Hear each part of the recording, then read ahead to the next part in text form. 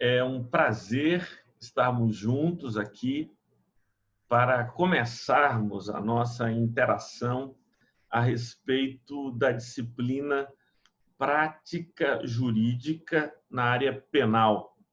E, como eu havia dito, nós vamos começar a nossa aula sempre às 14h10. Às 14 horas a sala já estará aberta, eu estarei já recepcionando os colegas que forem chegando, mas às 14h10 aí a gente começa a nossa interação mais efetivamente. Sejam todos muito bem-vindos, um prazer recebê-los aqui. Nós somos uma turma grande, o que é muito bom, o que é extremamente animador, mas eu suponho que nenhum de vocês estudou comigo até agora. E, por causa disso, eu acho que é interessante que nós tenhamos alguns instantes dedicados para uma brevíssima apresentação, né? Então, eu vou tentar fazer uma apresentação, me contar um pouco da minha caminhada, o que é que eu tenho feito e tal. Então, a gente vai se conhecendo. Meu nome é Martorelli Dantas. O meu e-mail para contato é prof.martorelli@gmail.com. E o telefone 81. Esse é o telefone mais fácil que você tem para guardar. São 7 noves. 99990299.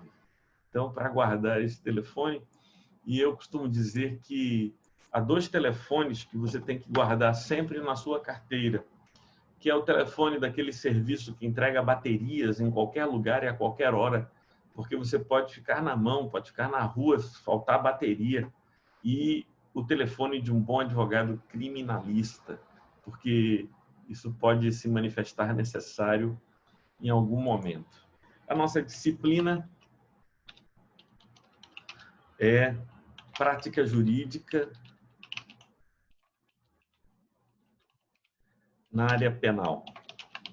Então, imagino que alguns de vocês já fizeram uma disciplina de prática jurídica, talvez na área civil, na área trabalhista, e agora chegou o grande momento, o momento esperado de estudar uma das áreas mais belas do direito, que é a prática no direito penal, no direito criminal. Então, esse será o nosso trabalho e assim nós vamos caminhar.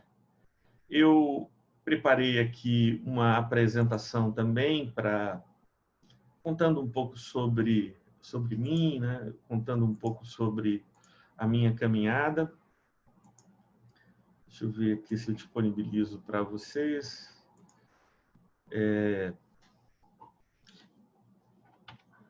Então, eu sou bacharel em Teologia e Direito. Eu fiz Teologia no finalzinho da década de 80, no Seminário Presbiteriano do Norte. E então, eu fiz o bacharelado em Teologia. Depois do bacharelado em Teologia, eu fiz o mestrado em Teologia na Universidade Presbiteriana Mackenzie, em São Paulo. Eu comecei aqui no Seminário Batista do Sul do Norte, né?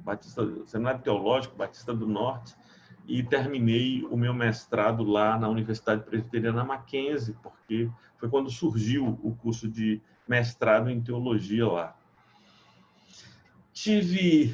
Depois de fazer o mestrado em Teologia, tive a oportunidade de tive a bolsa de estudos para fazer o doutorado em Teologia na Universidade Presbiteriana de Princeton, na cidade de New Jersey, nos Estados Unidos. Mas aí eu acabei não fazendo isso e tomando outro rumo, e acabei fazendo um curso de Direito que durou 11 anos. Passei 11 anos estudando, 5 anos na graduação, 2 anos no mestrado e 4 anos no doutorado. Então, eu fui fazendo um após o outro, assim, um depois do outro, e terminei, assim, a minha formação na área jurídica, graduação, mestrado e doutorado. E como aparece aqui na minha apresentação, eu sou aluno do primeiro período do curso de bacharelado em filosofia, lá na Universidade Federal de Pernambuco. Então, eu sou alguém que tem essa vontade de aprender, né? Esse desejo de aprender. Desejo mesmo que a gente possa.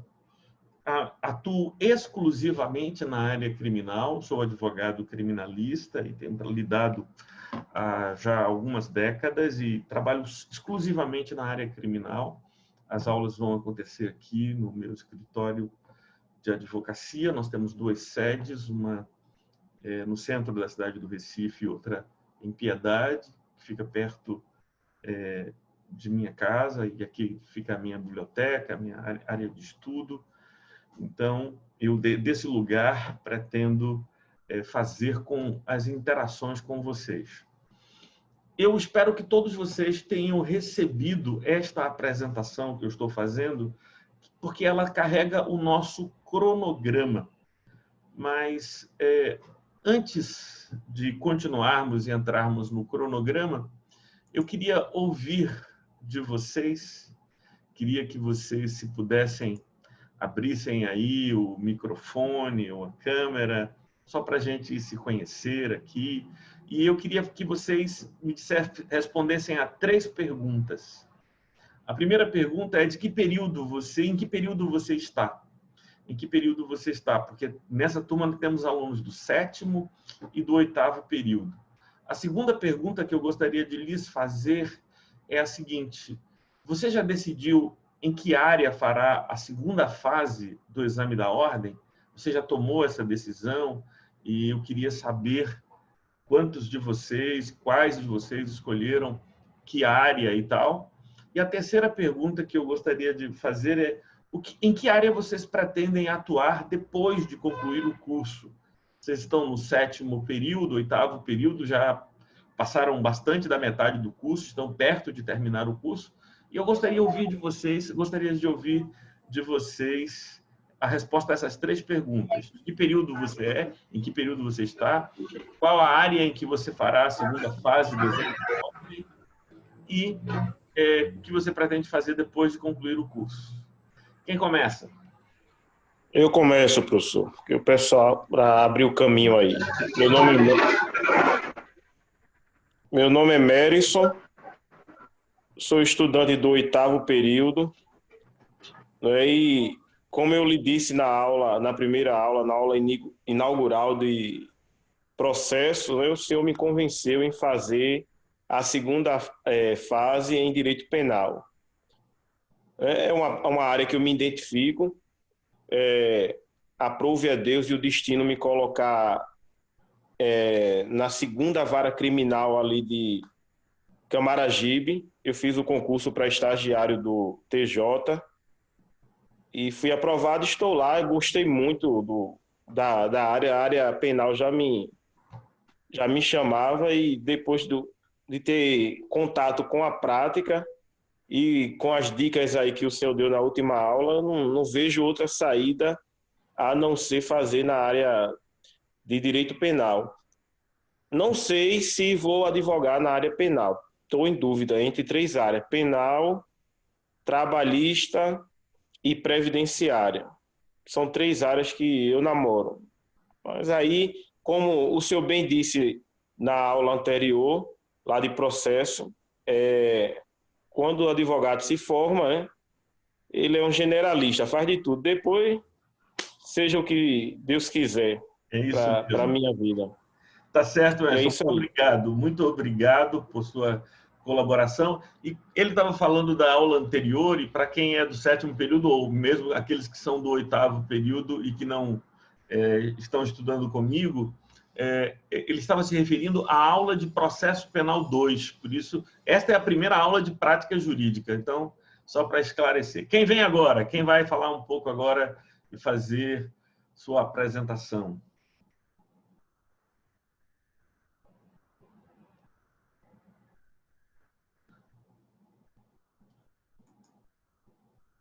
E aí? Oi, professor, boa Amanda, tarde. Eu posso falar. Eu estava esperando meu pai parar de bater aqui, que tá um barulho. Certo. Boa tarde, professor. Boa tarde, turma. Então, eu gosto de penal, eu sou declarada de penal desde a primeira disciplina de penal que eu tive. Sou do 8º período. Provavelmente eu vou fazer a OAB, a segunda fase em direito penal, porque é uma disciplina que eu gosto demais. Eu já fiz 2 monitorias com o Armando de penal. Foi uma forma também de eu revisar o assunto, de eu gostar mais do assunto. Oi? Claro, entendo. E eu pretendo sim. Eu estou gostando bastante de direito tributário também, que eu conheci semestre passado, né? Eu não tinha essa. Pensei que eu não ia gostar e acabei gostando. E como pego o arrego assim nas palavras de Madison, quando a gente se forma, a gente tem que pegar o que vir. Mas eu particularmente gosto muito da disciplina de penal e pretendo sim fazer o AB penal e advogar em penal. Ok, muito obrigado. Quem será a próxima pessoa?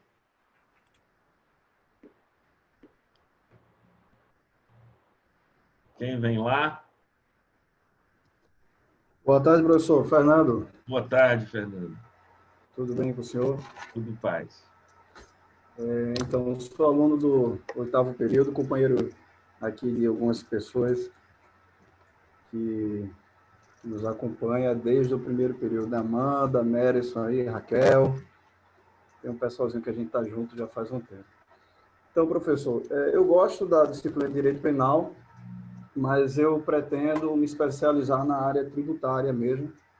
E, inclusive, na OAB também pretendo realmente encarar essa saga em direito tributário, mas gosto também bastante da disciplina de direito penal e processo penal. Eu gosto de muitas áreas do direito, Bom, mas a que eu escolhi para me especializar foi o direito tributário. ok, ótimo. Alguém mais? Olá, professor, tudo bom? Tudo bem, Raquel? Desculpa, estou no transporte público indo para casa, larguei de trabalho. Eu sou Raquel, né? Para quem não me conhece, todo mundo, acho que as pessoas que estudam comigo sabem que eu sou louca por penal, mas eu tive uma oportunidade agora de trabalhar na previdenciária lá no INSS, que está me chamando a atenção. Eu não sabia que assim era tão atrativo, mas direito penal. Tá rindo de quê, Juliana? Direito penal é o meu amor, sempre foi. Que bom, Raquel, que bom. Prazer tê-la conosco. Que bom saber, eu creio que isso se deve muito à atuação dos professores de vocês, professor Armando, professor Maurílio, né? Todo mundo que acaba sendo seduzido pela área criminal. Quem vem agora? Vou eu. Vem Boa também. tarde, professor. Boa tarde, gente. Então, eu estou no 8º período. A segunda fase, eu ainda estou em dúvida se constitucional ou penal, porque eu mudei totalmente depois que eu vim aqui que eu estou na minha casa, estou em Minas, não estou em Pernambuco. E a minha mãe trabalha na APAC. Não sei se o senhor conhece esse método APAC. E eu tive a oportunidade de ir lá, de conhecer o pessoal, de visitar o regime, o semiaberto, o fechado, e tipo assim, eu saí de lá extremamente apaixonada. Coisa boa. Mudei até meu TCC, que era na área constitucional, agora eu vou fazer sobre a APAC, porque muita gente não conhece. É E não verdade. tem oportunidade de conhecer. E assim, o método é apaixonante. E aí, tô puxando agora no 8º período, para essa veia mais da área penal, criminal. Que Mas legal. é isso. Muito bom. Prazer, Tamires. Prazer. O senhor também. Tchau. Bem, alguém mais quer falar, se apresentar? Se não, vamos começar aqui. Priscila vai falar? Diga lá, Priscila.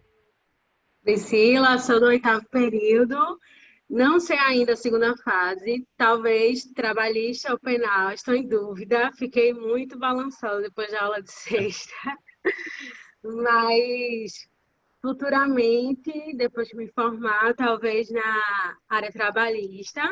Gostei muito do estágio que eu fiz na área trabalhista, Tenho um irmão já que é formado há 10 anos, é advogado da área criminal, mas eu não sei se eu vou seguir a mesma coisa que ele, mas eu pretendo concurso público, mas a princípio a área do trabalho. E a segunda fase, vamos ver, né?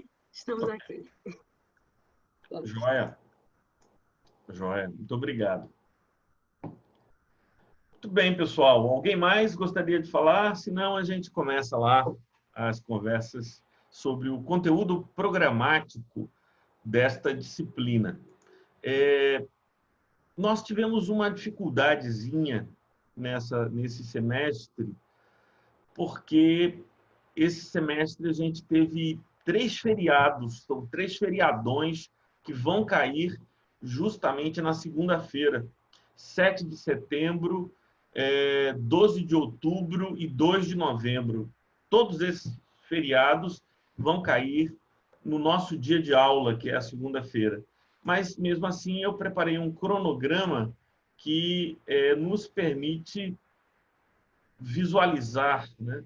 Visualizar toda a disciplina. Vamos ver como é que vai ficar esse cronograma. Muito bem. Vocês estão visualizando aí, né? Então, na aula de hoje, o tema da aula de hoje é este. Nem todo acusado é criminoso, nem todo criminoso é bandido, e todo bandido tem direito à defesa. Meandros da advocacia criminal e como advogar com segurança. É mais um bate-papo bem generalista sobre o nosso assunto.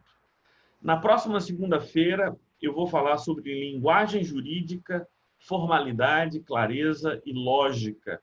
Será uma aula sobre como é que se prepara uma peça processual, como é que ela se estrutura, desde o cabeçalho, passando pela qualificação das partes, chegando à narrativa dos fatos, depois o direito, o que é que constitui o direito, para a formulação dos pedidos, que se dividem em pedidos principais e pedidos subsidiários. Então, tudo isso a gente vai ver na próxima aula, uma aula muito importante.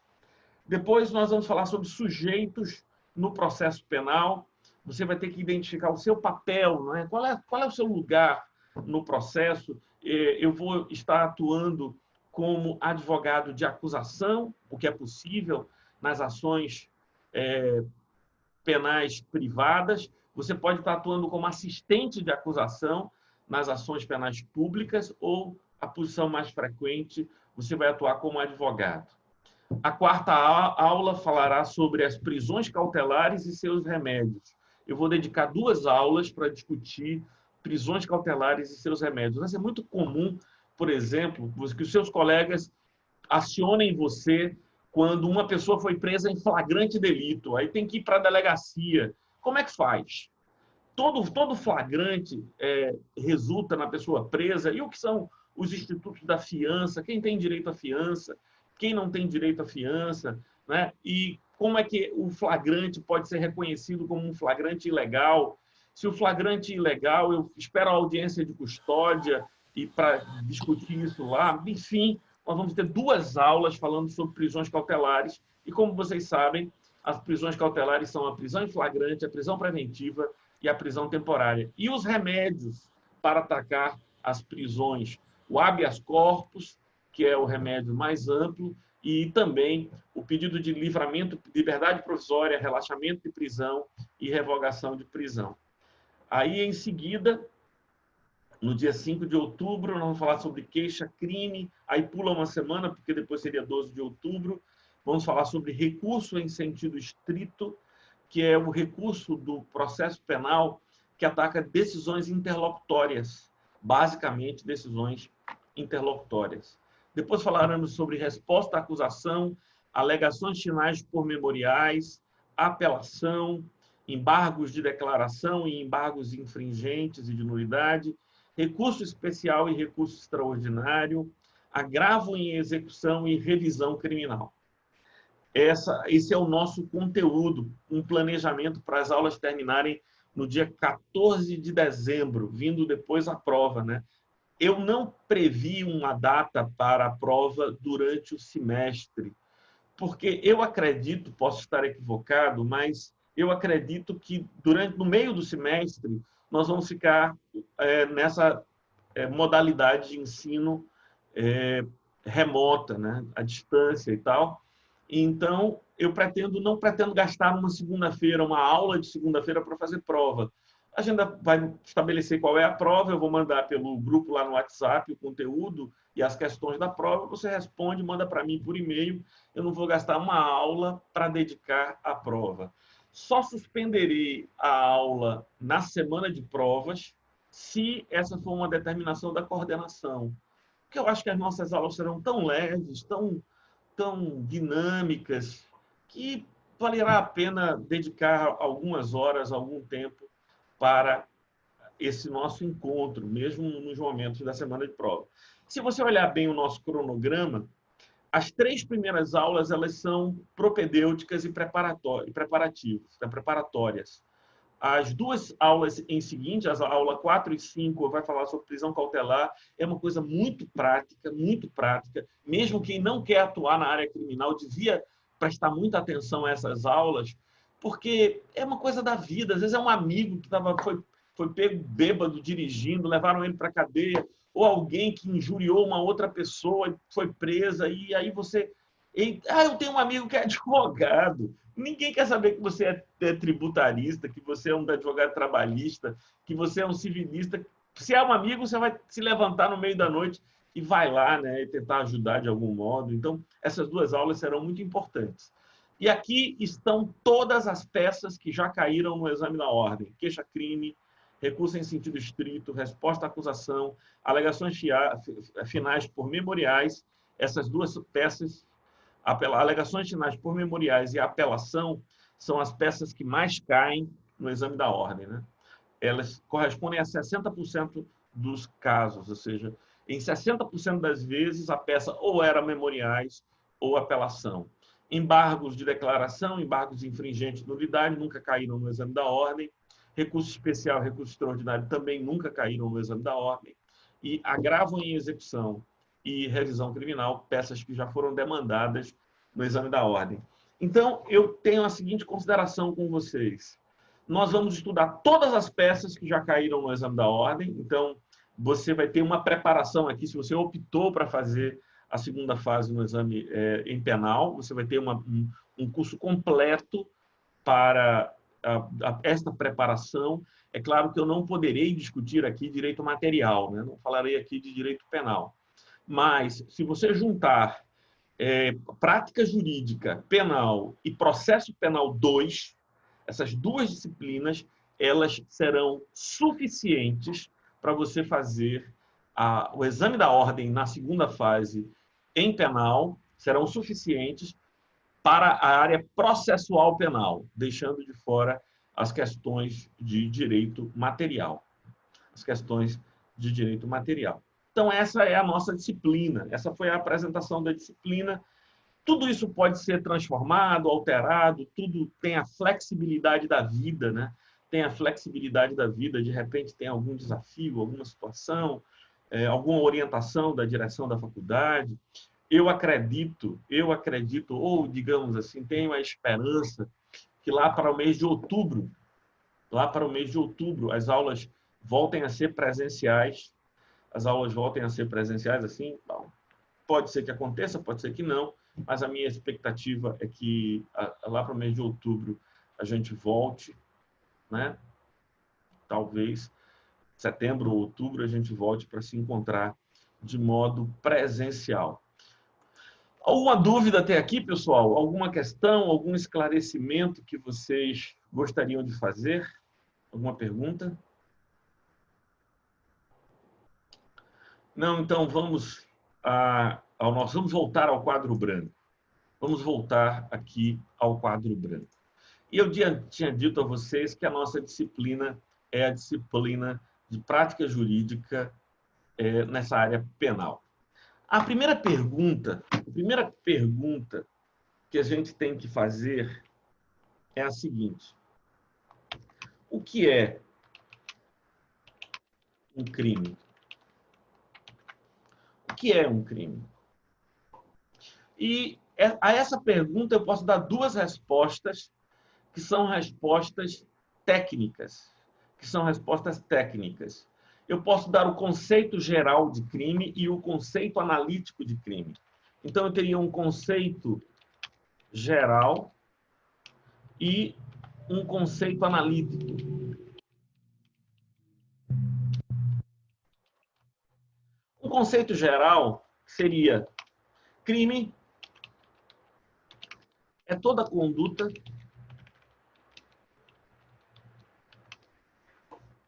que se amolda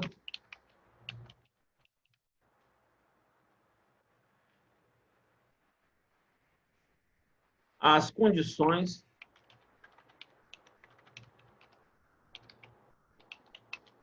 estabelecidas pela lei penal.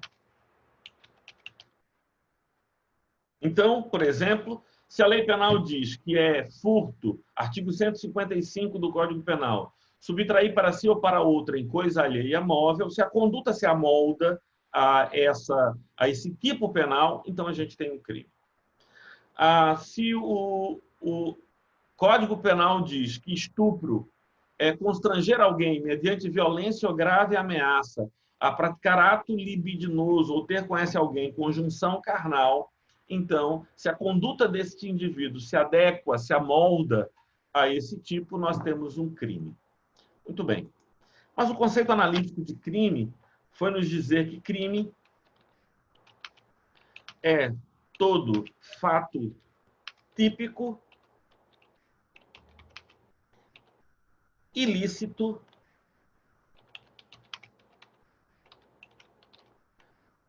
praticado por um agente culpável. Então, todo crime é todo fato típico, e aí a gente está recorrendo lá ao conceito geral, né? Fato típico, mesmo que a gente olhe para a tipicidade formal e tipicidade material como elementos diferentes, mas então crime é todo fato típico, fato ilícito, ele além de ser fato típico, tem que ser fato ilícito, ou seja, não podem estar presentes as excludentes de ilicitude, como, por exemplo, o estado de necessidade, a legítima defesa, o exercício regular do direito, o estrito cumprimento do dever legal, em determinados casos, inclusive, o consentimento do ofendido, que são excludentes de ilicitude, praticado por um agente culpável, e aí a gente tem que discutir a questão da culpabilidade, né, do agente, que é o grau de reprovação desse agente, se afastar as excludentes de culpabilidade, que nós já conhecemos, as excludentes de culpabilidade, por exemplo, estarmos diante de uma situação em que nós tenhamos um erro de proibição, né, invencível, né? Um erro de proibição invencível, que poderia ser esses elementos, ou a obediência à ordem hierárquica não manifestamente legal, né? A inexigibilidade de conduta diversa. Essas são situações que excluem a culpabilidade. Esses são dois conceitos que têm um certo interesse, têm uma certa importância para nós, o conceito geral e o conceito analítico de crime. Mas eu quero dar aqui, eu vou chamar de conceito polêmico de crime. Conceito polêmico. Sabe o que é crime, pessoal? Crime é a conduta proibida pela sociedade à luz de um dado momento moral. Ou seja, eu estou dizendo que o que determina que uma conduta seja crime não é a lesão que essa conduta produza contra a sociedade, mas é um pudor que a sociedade tem em relação àquela conduta. É a sociedade que não deseja aquela conduta. Por favor, pessoal, fechem os microfones, todo mundo. Okay? Fechem aí os microfones para que a gente possa ouvir com clareza. E, claro, podem abrir o microfone quando quiserem fazer alguma pergunta ou trazer alguma colaboração. Martorelli, me diz uma coisa, qual é a importância de pensar desse modo, né? Qual a importância de pensar desse modo que o crime é um fenômeno moral e exatamente, Leandro.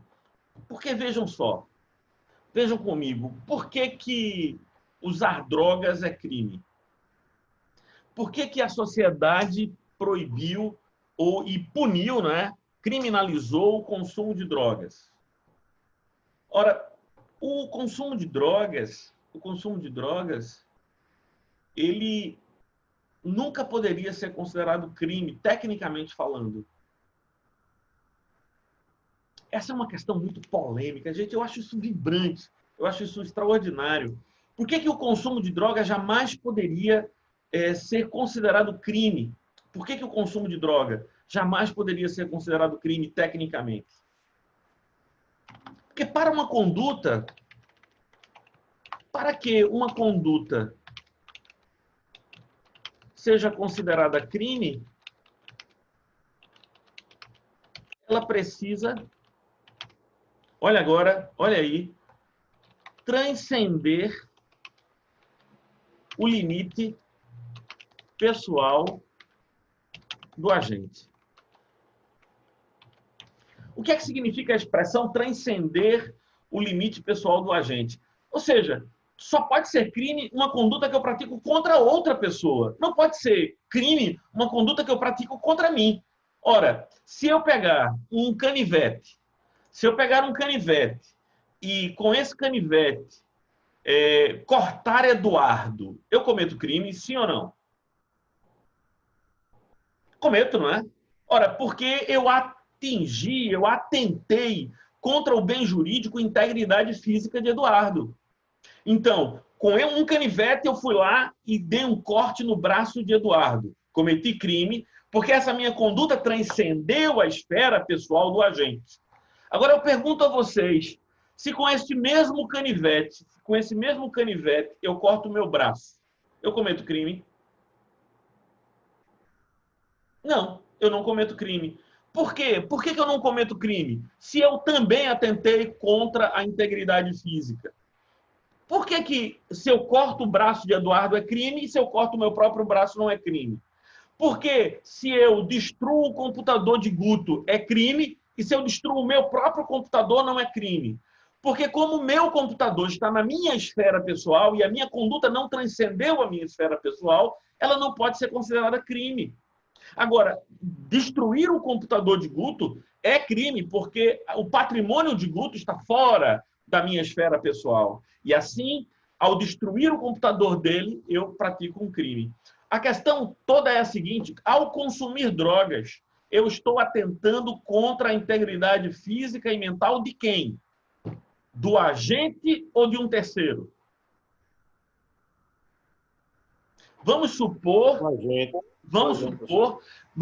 tomar como verdade e evitar toda a polêmica, porque há polêmica em relação a isso, que todo consumo de drogas, e tenha-se por drogas aquelas substâncias proibidas, elencadas como tal na legislação brasileira, é estabelecido lá pelo Conselho de Saúde. Então, vamos supor ser verdade a afirmação de que qualquer consumo de drogas, em qualquer quantidade, seja atentatória contra a integridade física e mental do agente. Ora, ao consumir drogas, eu estou atentando contra a minha própria integridade física, não faz sentido, tecnicamente, falar de crime, porque eu não transcendi a esfera pessoal do agente. Então, eu pergunto a vocês, por que é crime?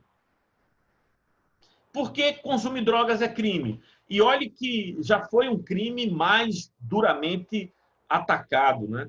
E algumas pessoas até chegam a dizer, Amanda, que houve a descriminalização do porte e consumo de drogas para uso pessoal, né? O que não é verdade. Se você for à lei de drogas e for estudar o artigo 28 da lei de drogas, você vai ver que está prevista a pena lá. Ora, se tem uma pena prevista, muito embora a pena seja de advertência, mas se tem pena, É crime. Concorda comigo? Ora, o fato de estar prevista uma pena é um crime. E se o indivíduo reincidir nesse mesmo crime, está prevista uma medida alternativa, né? Uma pena restritiva de direitos. Quer dizer, então, continua sendo crime. A nossa sociedade, ela acabou criando uma legislação absolutamente ineficaz, porque um indivíduo preso consumindo drogas jamais poderá ser encarcerado.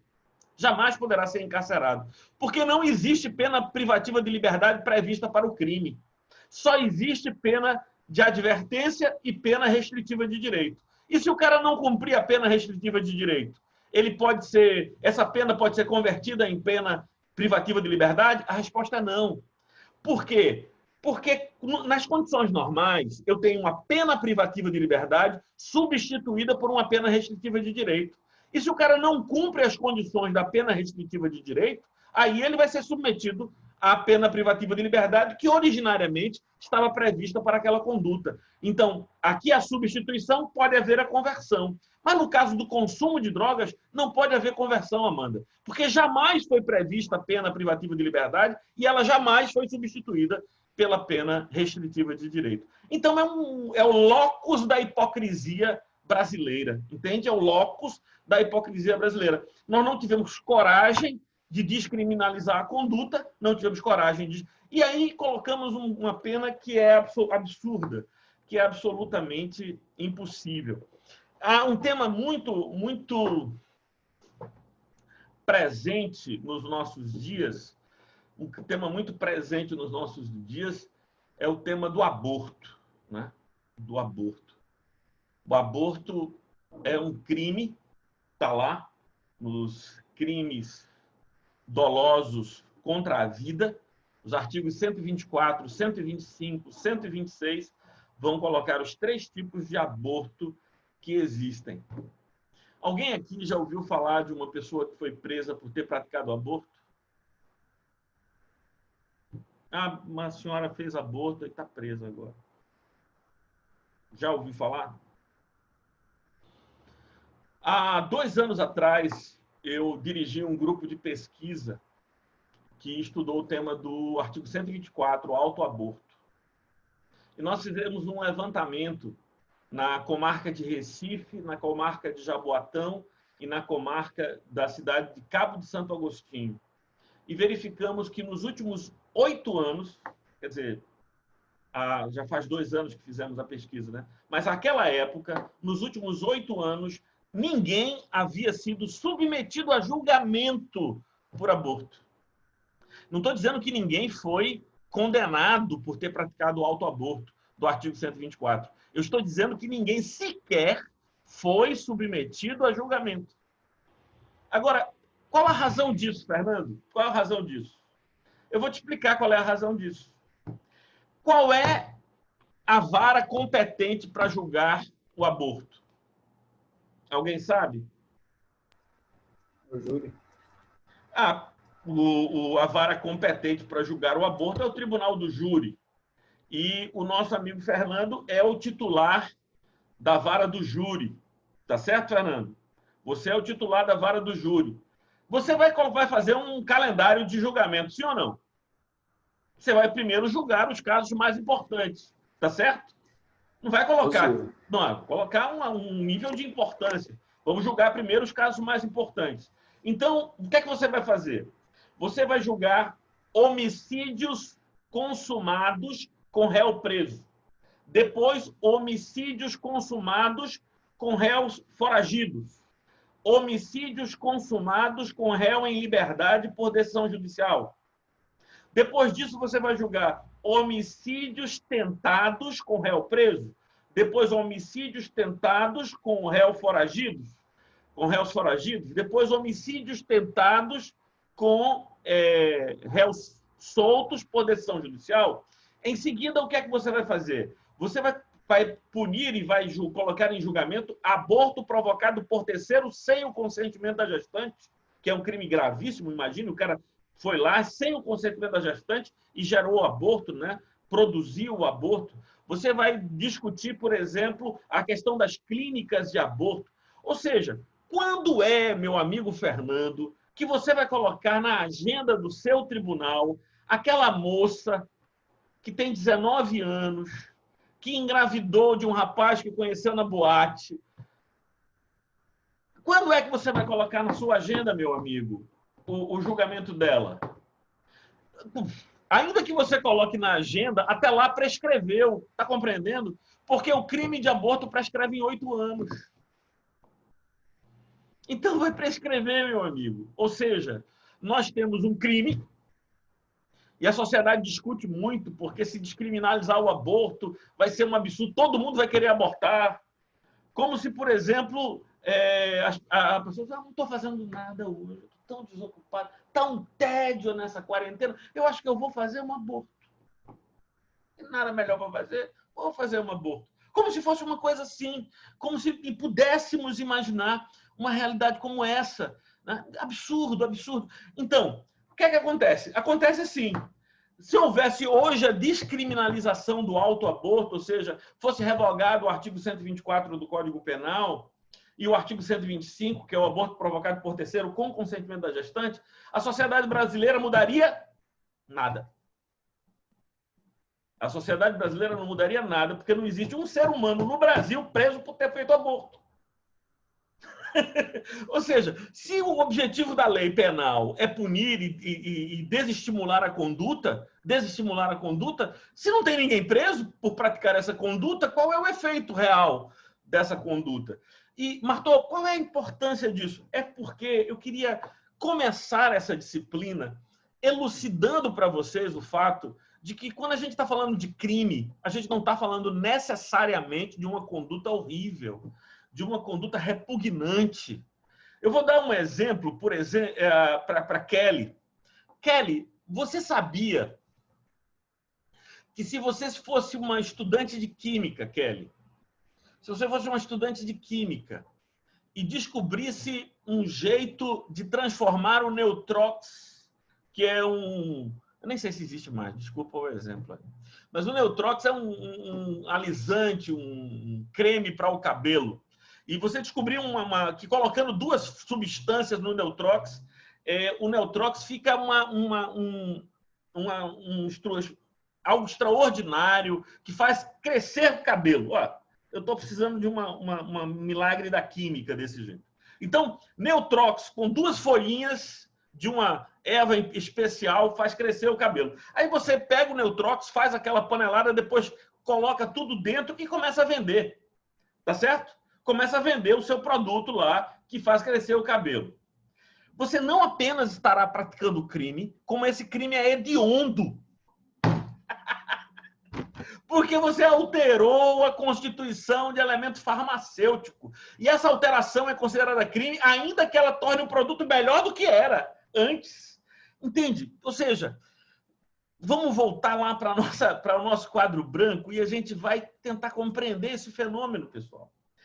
Crime é uma conduta proibida pela sociedade à luz de um dado momento moral, é uma situação moral, é uma realidade moral. Então, o que eu gostaria de que vocês percebessem é que, quando a gente fala que alguém está sendo acusado de ter cometido um crime não significa que ele tenha praticado uma conduta absurda, uma conduta completamente reprovável. Porque nem sempre a legislação acompanha a realidade social. Então, eu vou mostrar a vocês agora, por favor. Eu sei que é muito difícil fazer isso em seu caderno, porque eu levei anos para desenvolver a técnica de fazer esse desenho aqui. Esse desenho é muito complicado, um desenho muito complicado. Então, não tente reproduzir no seu caderno, que vai ser muito difícil. Então, professor, dá para o senhor compartilhar o quadro? Não está compartilhado? Não, está bem pequenininho. Pelo menos para mim, não. Está compartilhado, normal. Vou de novo agora, vou de novo. Eu estava tentando desenhar aqui, deixa eu ver se eu consigo aqui. Deixa eu consigo aqui. Eu estava tirando onda. Eu sou viciado em quadro branco, sabe, gente? E às vezes eu tento desenhar, mas não deixa eu ver aqui. Subir aqui. Bem, imagine, eu vou simplificar aqui, vou fazer outro quadradinho aqui. Mera, só você tem que clicar aí na telinha do professor que ela fica maior. Eu vi agora, Fernando. Valeu. Agora tá ok aqui. Ok, então.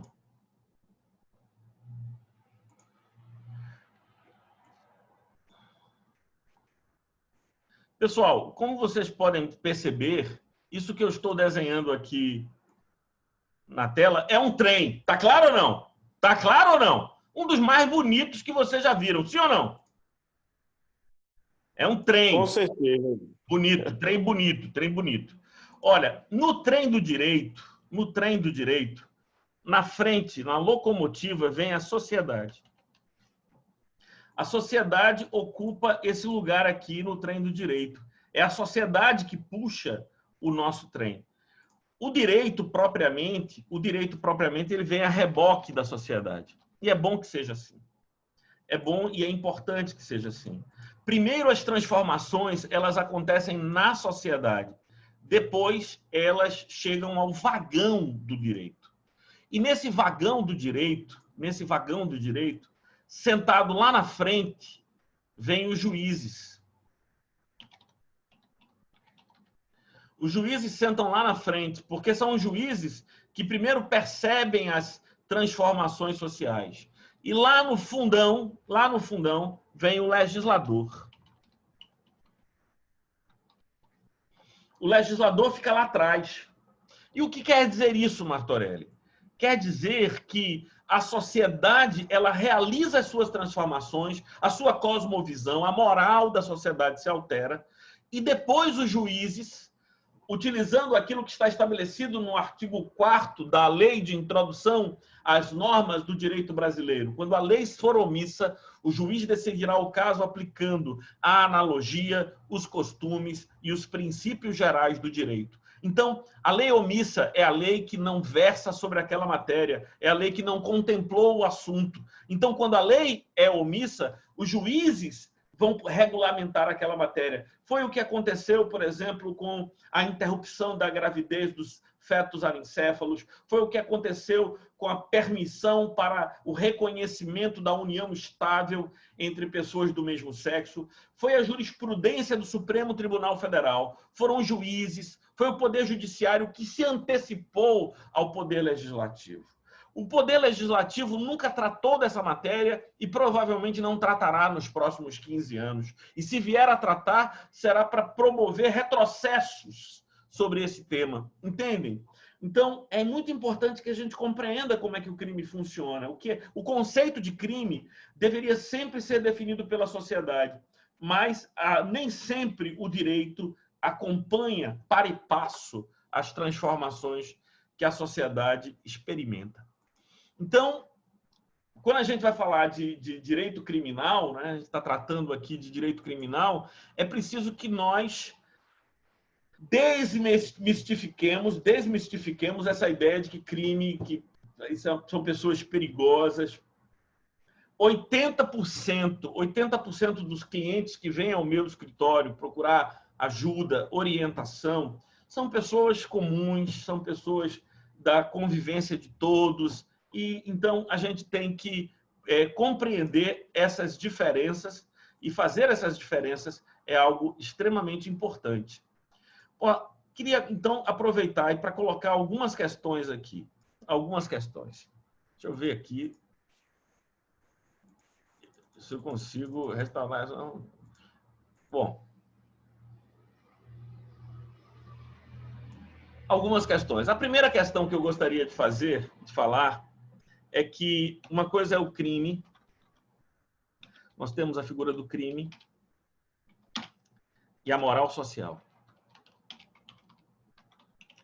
Muitas vezes, a moral social ela é hipócrita, não é? E depois a gente tem que falar da figura do acusado versus o criminoso. Nem sempre o acusado é um criminoso. Nem sempre um acusado é um criminoso, porque ele pode estar sendo acusado inocentemente. Então, o que é uma pessoa que cometeu um crime? É aquela pessoa que tem contra si sentença condenatória transitada em julgado. Então, eu preciso fazer a diferença entre acusado e criminoso. Mas a mais importante diferença que eu quero estabelecer hoje é a diferença entre um criminoso versus um bandido. Criminoso versus bandido. O que seria um criminoso no conceito com o qual eu estou trabalhando aqui? Primeiro, a gente vai fazer a diferença entre o acusado e o criminoso. Nem todo acusado é criminoso. Mas vamos supor que esse é criminoso. E o que é o criminoso? É um indivíduo que cometeu um crime. Um indivíduo que cometeu um crime. Esse é um criminoso. E o que é um bandido? Conceito que eu construí de bandido e me orienta ao longo de toda a minha vida como na prática advocatícia. O que é um bandido?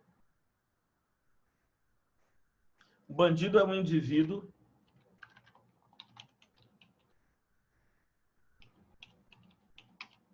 que tem como modo de sustento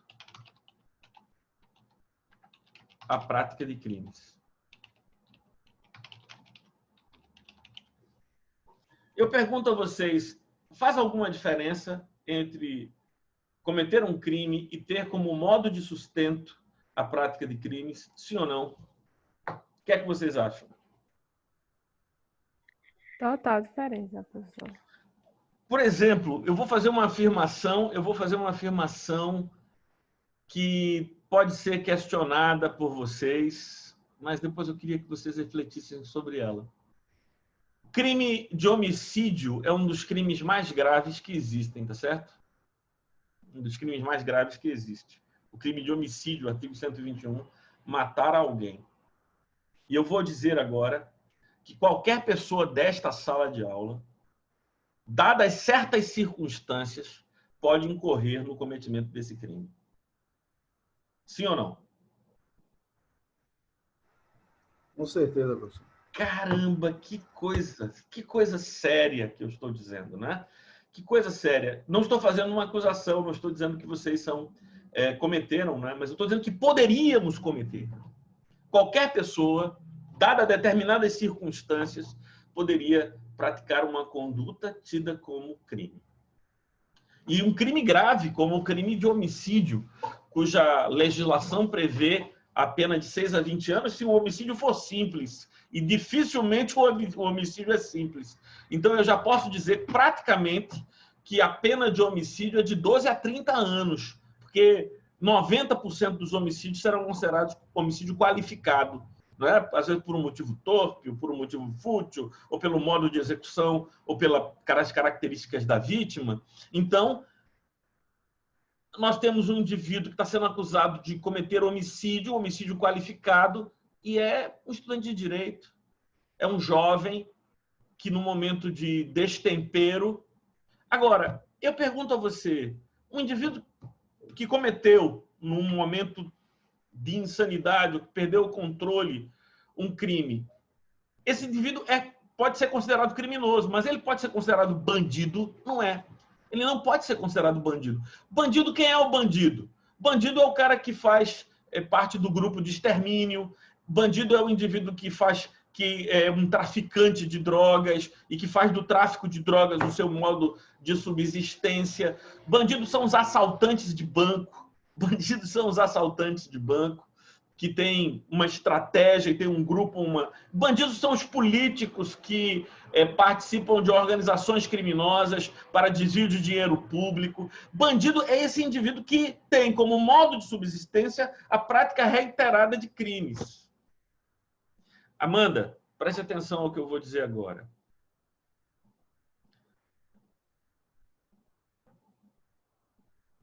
É muito seguro praticar a advocacia criminal se você faz uma só escolha na sua vida. Eu não advogo para bandidos. Eu advogo para acusados e criminosos. mas não advogo para bandidos. Não estou dizendo, e é a afirmação que eu farei em seguida, que é a afirmação que todo bandido tem direito à defesa, tá certo?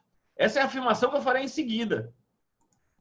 Eu estou fazendo a diferença entre acusado e criminoso. Nem todo acusado é criminoso, mas todo acusado precisa ser defendido, todo criminoso precisa ser defendido. E a próxima afirmação que eu farei agora é: todo bandido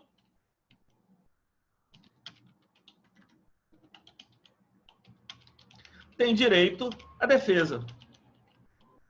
Todo bandido tem direito à defesa.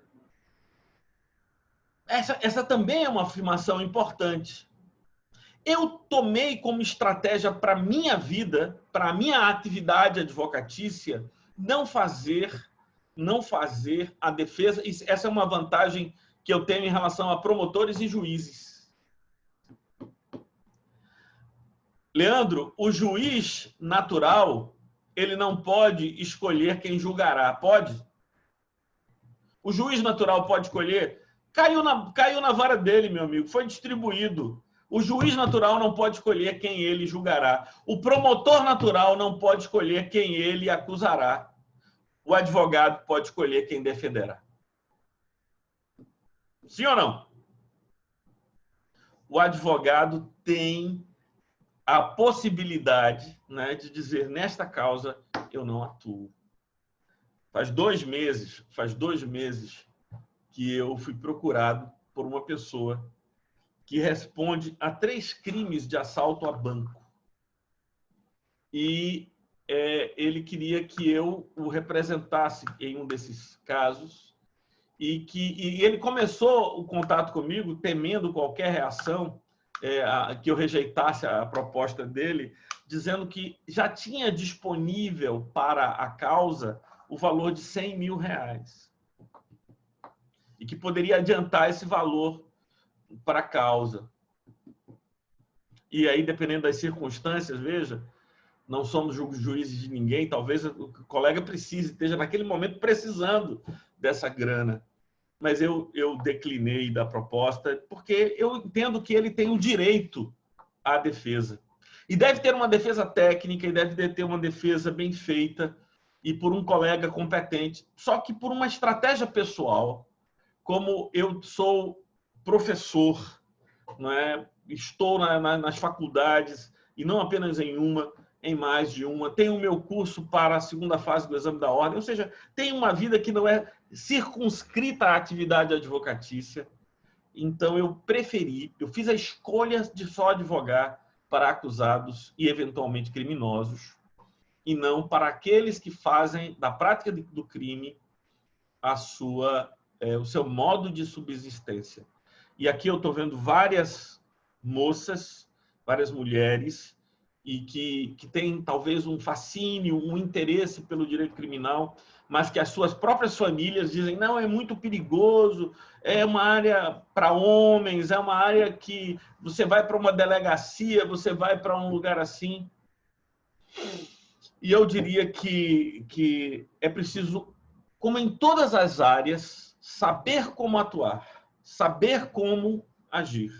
E se você souber como agir, então você poderá fazer escolhas que gerem uma advocacia segura para você.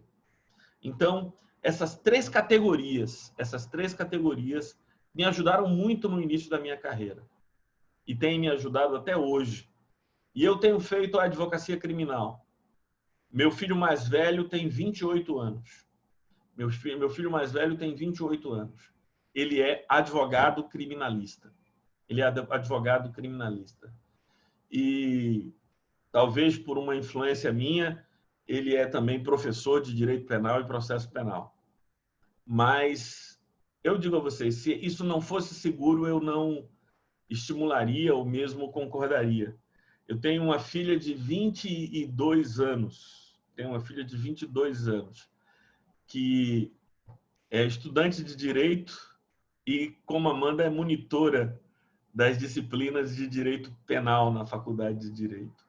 Quer dizer, a gente tem essa paixão, a gente tem essa identificação, e eu desestimularia meus filhos a atuarem nesta área se eu achasse que fosse uma área indigna ou perigosa. Agora, é preciso saber atuar, saber viver, saber se mover. E eu tenho a esperança de que essa disciplina, que tem como título Prática Jurídica, fale de prática, sim ou não? Fale de prática e não de peças. Porque se for para falar de peça, meu amigo, você pega um livro aqui, ó. Eu vou dar uns 3 aqui para vocês aqui, ó.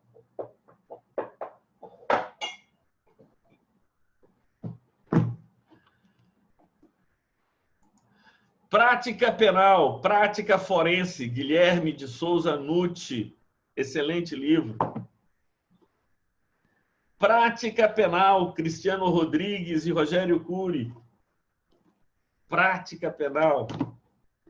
Prática Penal, Ângela Machado. Você vai encontrar nos livros, vou mandar a bibliografia para vocês, bibliografia sugerida, né, de obras, e, sobretudo, esse livro de Nucci, que é muito interessante, né, Prática Forense Penal, o Guilherme de Souza Nucci. Mas eu quero que a nossa disciplina fale da vida e os desafios que estão relacionados à vida. Então, essa foi a minha introdução à nossa temática aqui na disciplina. E eu gostaria de ouvir perguntas de vocês, se algum esclarecimento que vocês queiram fazer dessa primeira parte da aula. Digam lá. Alguma questão? Professor? Só por mim, por enquanto, não. Fernando, diga lá. A pergunta ela não é técnica, ela é prática da vida mesmo do advogado criminalista. Já que o senhor falou sobre essa questão de ser perigoso ou não, o senhor já sofreu alguma ameaça de algum possível cliente ou de um cliente mesmo do senhor? Ok. Excelente pergunta, Fernando. E não, nunca recebi. Nunca recebi uma ameaça. Nunca recebi uma ameaça. Já vi clientes ficarem chateados porque as audiências demoram para serem marcadas ou porque a sentença não foi aquela que ele esperava, mas ameaçar. Na segunda parte da aula, eu vou falar sobre o envolvimento entre o advogado e seu cliente, os limites éticos da relação advogado-cliente. E eu acho que isso vai ficar mais elucidado, vai ficar mais claro como é que o advogado pode se defender de possíveis ameaças ao ter um contrato claro, ao esclarecer. Daqui a pouco, então, eu vou aprofundar, Fernando, essa questão. Daqui a pouco eu aprofundo essa questão.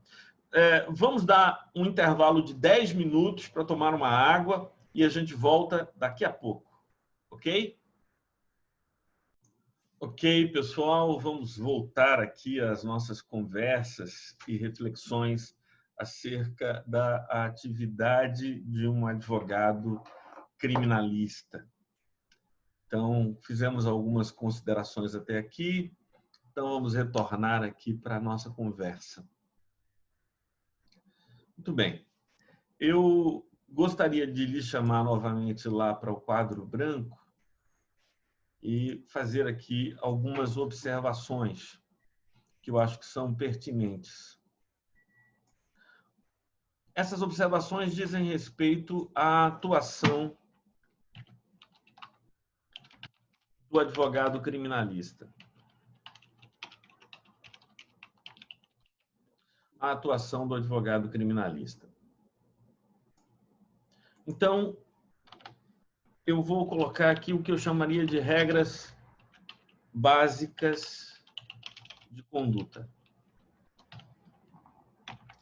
E eu vou elencar aqui 5 regras básicas. 5 regras básicas. Em primeiro lugar,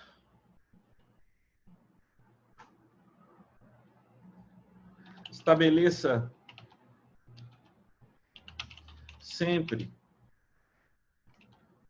um contrato escrito de prestação de serviços advocatícios. Um advogado não pode ter um acordo com seu cliente de boca. tem que ter um contrato escrito de prestação de serviços advocatícios. Eu vou enviar para vocês, no nosso grupo no WhatsApp, um modelo muito embora a gente não vá estudar isso, mas eu queria que você criasse aí um arquivo para, por exemplo, um modelo de procuração, um modelo de contrato de prestação de serviços advocatícios, e você guarda isso aí, porque é esse material que a gente tem que fazer, tem que trabalhar. Por exemplo, tem que ficar claro para o cliente se a sua atuação será só durante o inquérito policial, se será do inquérito policial e da ação penal até a sentença da primeira instância, se está envolvido também a sua atuação na segunda instância. Então, isso vai ter que estar definido claramente na conversa entre você e seu cliente, mas isso também tem que ser definido claramente no contrato. Então, estabeleça sempre um contrato escrito de prestação de serviços advocatícios. Em segundo lugar, nunca prometa uma sentença específica. Ou seja, você não pode dizer ao seu cliente que não, a absolvição é garantida. Você pode dizer, olha, nesse caso é muito provável, né?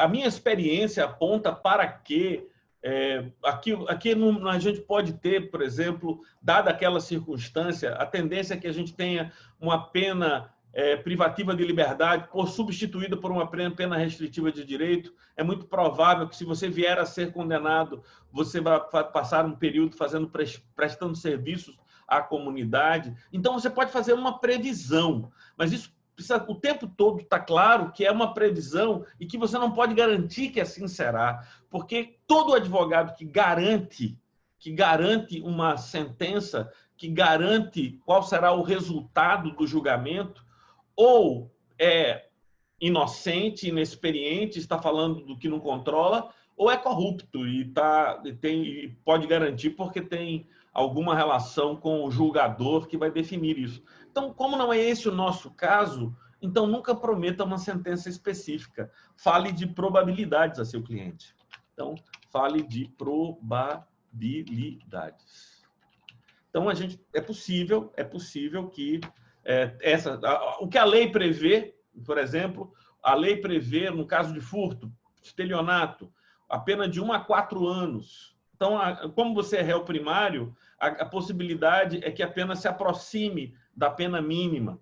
Então, e aí pronto, você pode falar das chances de absolvição, das possíveis penas que podem ocorrer, mas nunca prometa uma sentença específica, fale de probabilidades. Em terceiro lugar, extremamente importante, talvez de todas as regras de conduta, aquela que eu acho mais importante.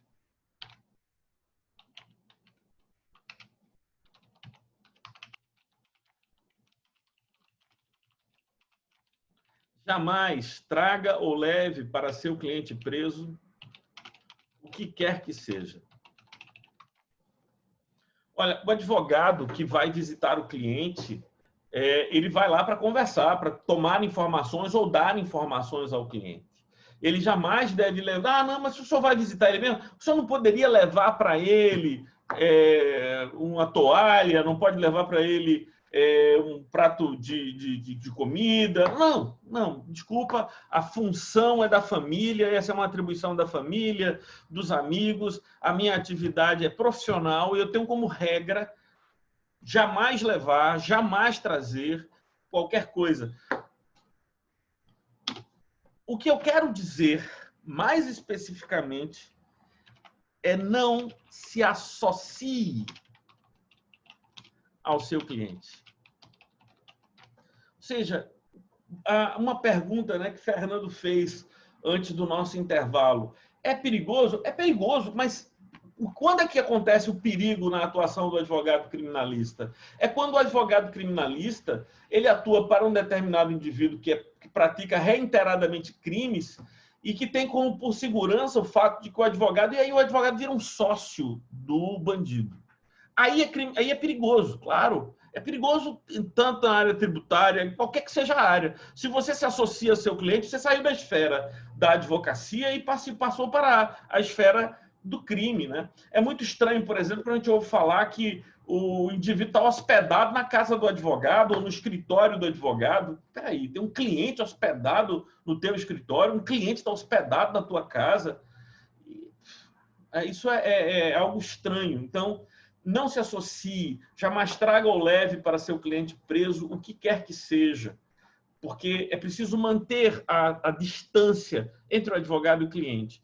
De tal maneira que o cliente pode até substituir você, colocando um outro advogado em seu lugar, mas você vai manter sempre a sua postura, o seu lugar ético, que é extremamente importante. Só algumas vezes eu vi alguns advogados levarem dinheiro para o cliente, assim, né, no presídio. Até assim, né? Eu não faria isso. Eu não faria isso. Eu não faria isso. Quem tem que levar dinheiro para o réu é a família. Quem tem que fazer isso. E eu não levaria. Eu não levaria. Talvez você pode levar um documento que diga respeito ao processo, entende? Você fez cópia dos autos e quer que ele leia, quer que ele conheça o que é que está acontecendo.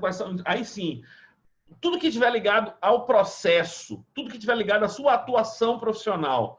Então, por isso é que eu falei da toalha, do prato de comida. Isso não faz sentido, porque isso não faz parte do processo. Agora, cópia do auto de prisão em flagrante para que ele leia os depoimentos, lá está tudo bem, porque isso tem a ver com o processo, né? Tem a ver com o processo. Então, a regra do que quer que seja só coloca em exceção aquilo que diz respeito ao processo, ok?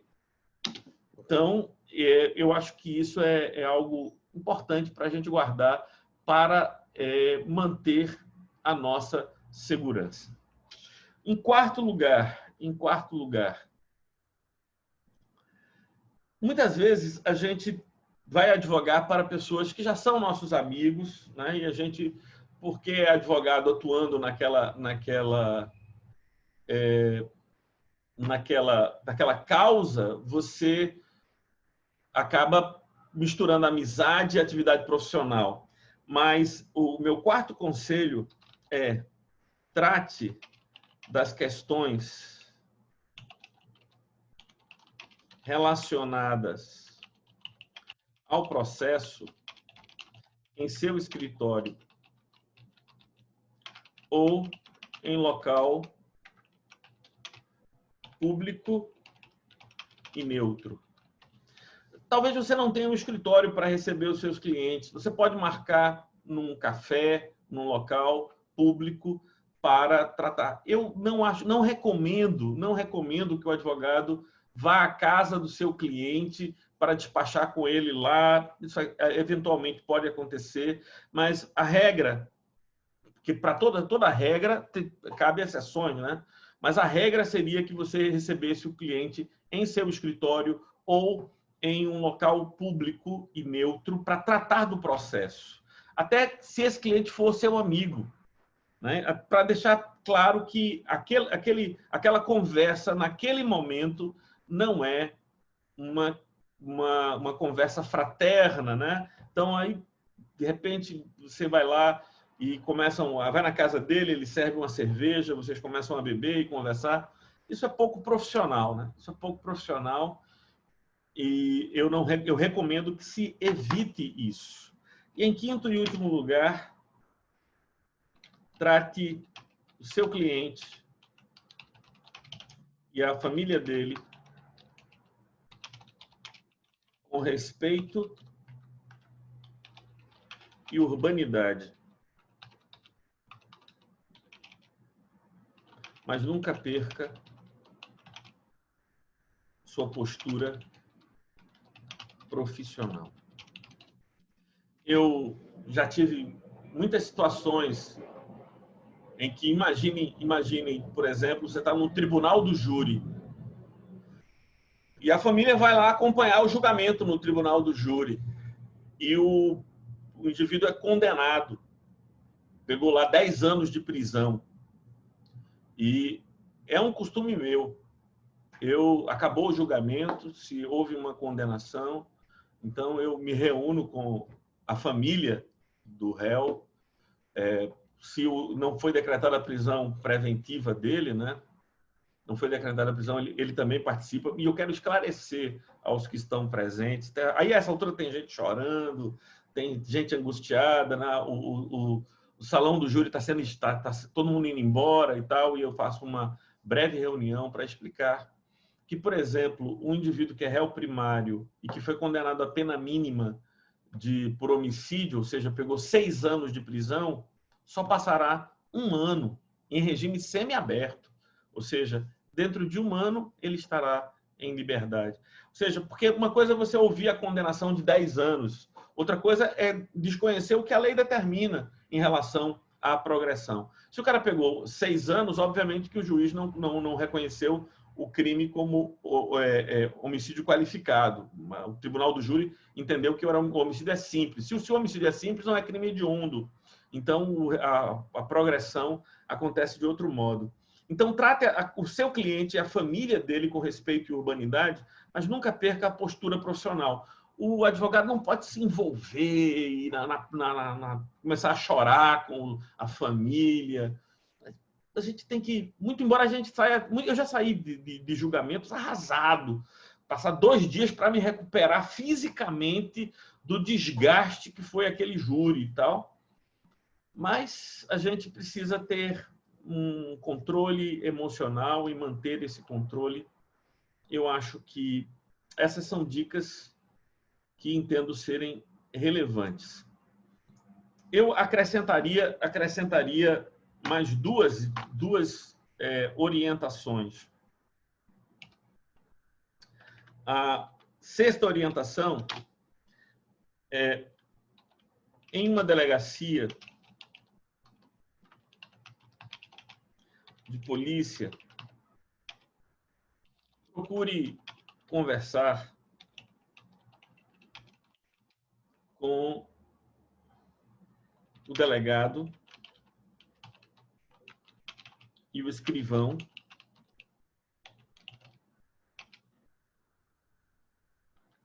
mas não esqueça de ser cortês, que eu acho extremamente ser cortês, ser cordial com todos os funcionários. Porque às vezes o camarada, cadê o delegado? Chega na delegacia, diz que quero falar com o delegado. Bom, como é que vai o senhor? Tudo bem? Então, converse lá com o permanente, o policial que está na permanência. Às vezes é esse policial que não estará atuando no inquérito policial diretamente, e que vai ser chave, que vai ajudar você, que vai lhe dar a dica, que vai entrar em contato com você quando for preciso, né? Então, as figuras-chave em uma delegacia são a figura do delegado e do escrivão. Eles atuam diretamente no inquérito policial. O escrivão, ele vai fazer os depoimentos, ele vai tomar os depoimentos, né? O delegado preside o inquérito e tal, mas todos os funcionários... Porque, gente, cordialidade é obrigação nossa para com todas as pessoas. Não entendo por que as pessoas se tornam advogados, se tornam arrogantes. Isso não devia fazer parte da nossa profissão. Eu acho que a característica mais importante de um advogado é a sua elegância no momento de tratar com as pessoas e tal. Em 7º lugar, a 7ª regra básica de conduta: em uma vara, procure despachar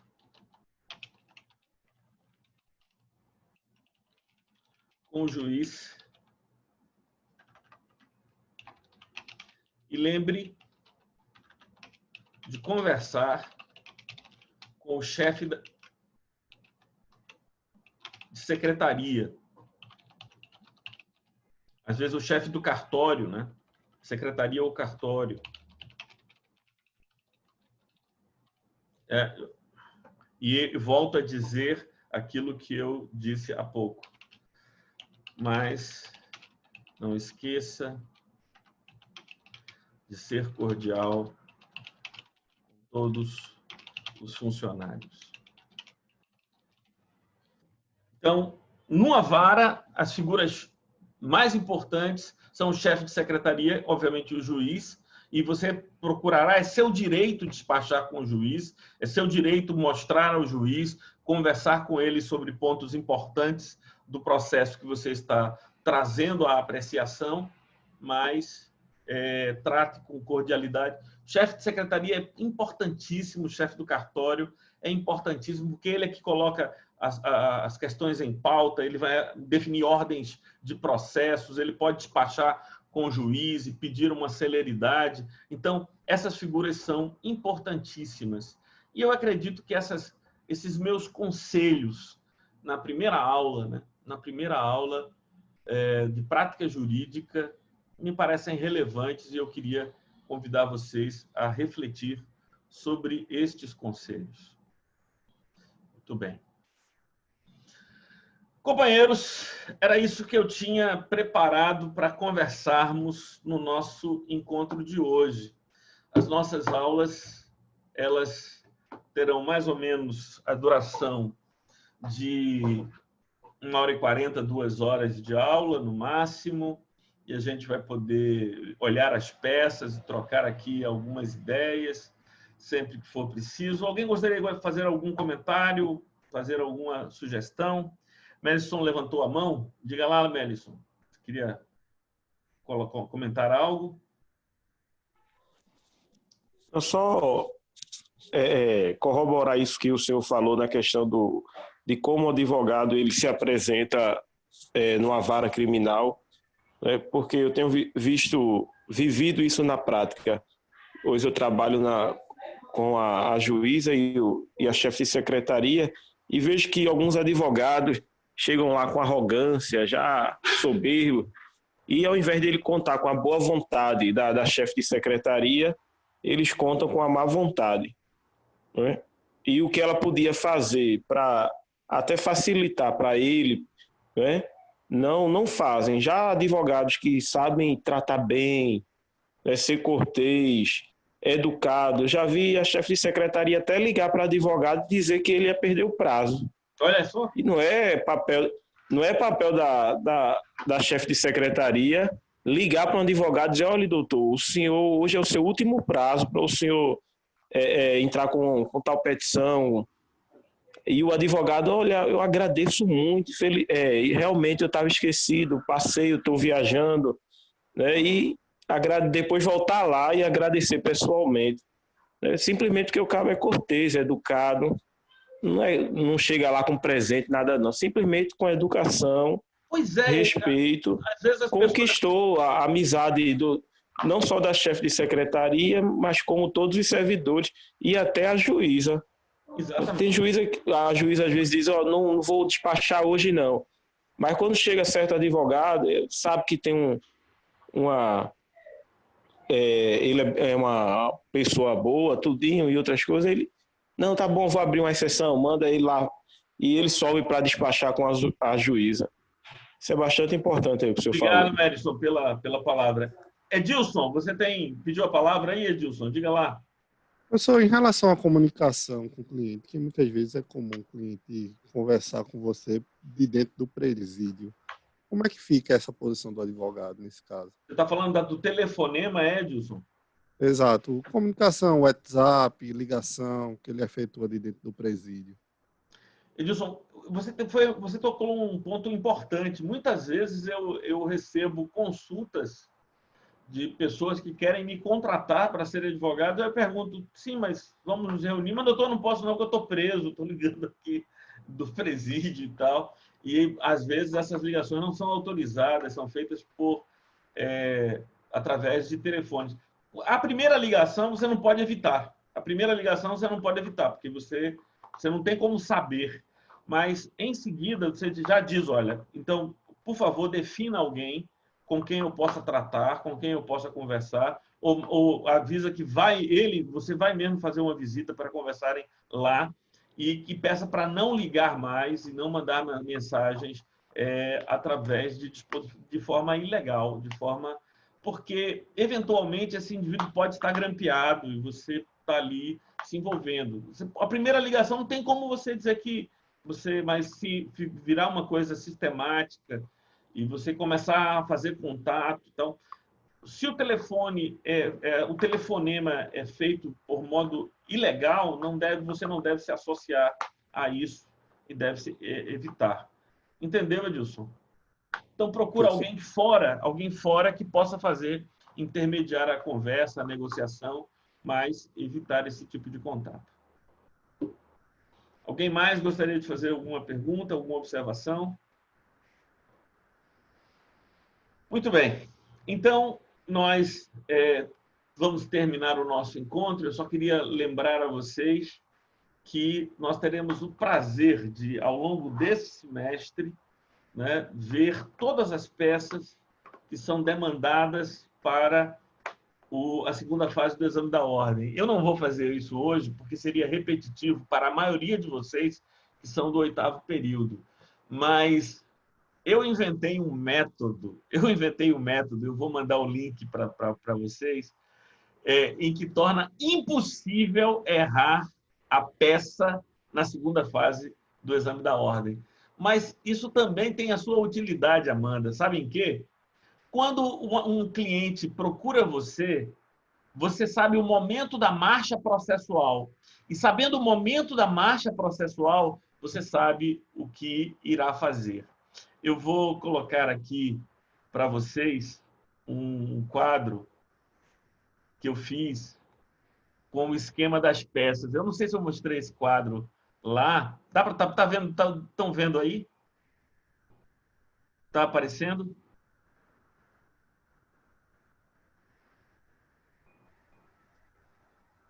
Agora sim. Agora apareceu. Agora apareceu, né?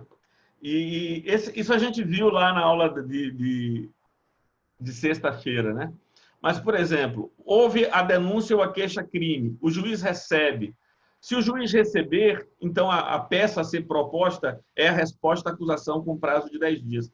Se ele rejeitar e o rito for comum ordinário, a peça é rese, recurso em sentido estrito, com prazo de 5 dias. Acontece a audiência de instrução e julgamento.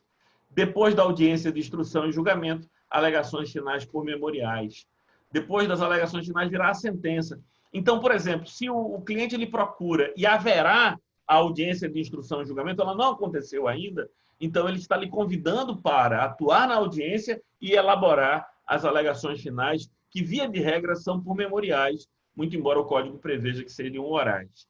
Ora, se tem sentença, então você já vai atuar na segunda fase através da apelação, porque provavelmente o prazo para embargo de declaração já passou, então espero dê tempo, e às vezes a pessoa pensa que o prazo para apelação é somente de 5 dias. Ora, é possível fazer apelação num prazo maior se, por exemplo, é o caso, por exemplo, do indivíduo que é assistente de acusação e ainda não tenha se habilitado nos autos, ele poderia ter um prazo de até 15 dias. Isso eu vou explicar tudo a vocês. Depois do trânsito em julgado, se a decisão é do juiz das execuções penais, agravo em execução, ou, se não, se há provas novas, a revisão criminal, né? Então, tudo isso nós analisaremos e eu vou mandar para vocês esse arquivo para que vocês possam visualizar e a gente possa ter tudo isso diante dos nossos olhos. Esse caminho será o caminho das peças que aprenderemos a elaborar. Ok? Então, por hoje ficamos por aqui. Um prazer ter estado com todos vocês e vamos nos preparar para essa disciplina, meus amigos.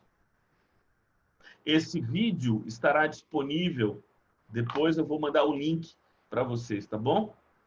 O vídeo com todas as aulas serão gravadas e o vídeo disponibilizado para vocês. Um abraço a todos e até mais, queridos. Tchau. Até a próxima.